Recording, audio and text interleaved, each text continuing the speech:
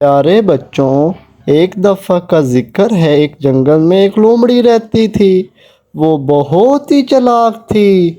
हमेशा जानवरों को फंसा कर खुद बच जाती थी। एक दिन दो बकरियां आपस में बातें कर रही थी। वो एक दूसरे की दोस्त थी और एक दूसरे को कहने लगी, तुम किधर थी? मुझे बहुत भूख लगी है। चारा चरने चलते हैं हम। मुझे बहुत भूख लगी है, भूख लगी है।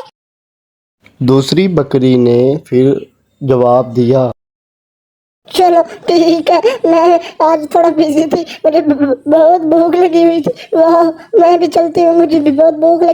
जंगल के नदी के पार हम चलेंगे, उधर बहुत घास होता है। तुम ठीक है ना? उधर नदी के पास हमने जाना है, वहाँ से घास चरते हैं और हमारा पेट भर जाएगा वहाँ पे, और वो शाम से पहले हमें वापस आना है।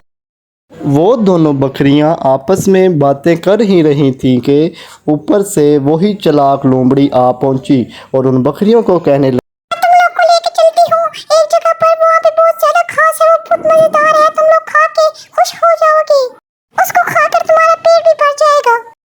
फिर एक बकरी ने कहा, चलो हम इसके साथ चलते हैं, वाह बड़े मजेदार घास होगा, इसके साथ हमारा पेट भी भर जाएगा।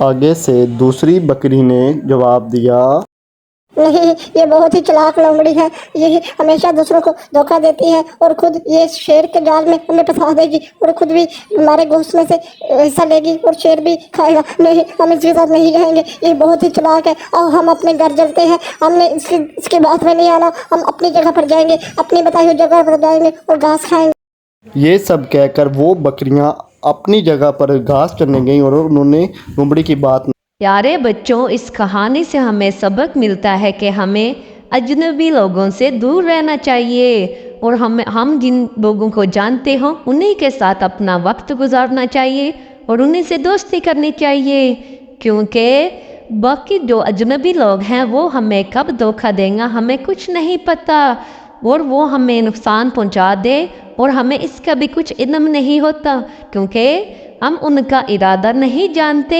जैसा कि लोमड़ी उनको शेर के जाल में फंसाना चाहती थी, क्योंकि शेर के साथ वो मिली हुई थी, शेर उससे भी गोश्त में से हिस्सा देता।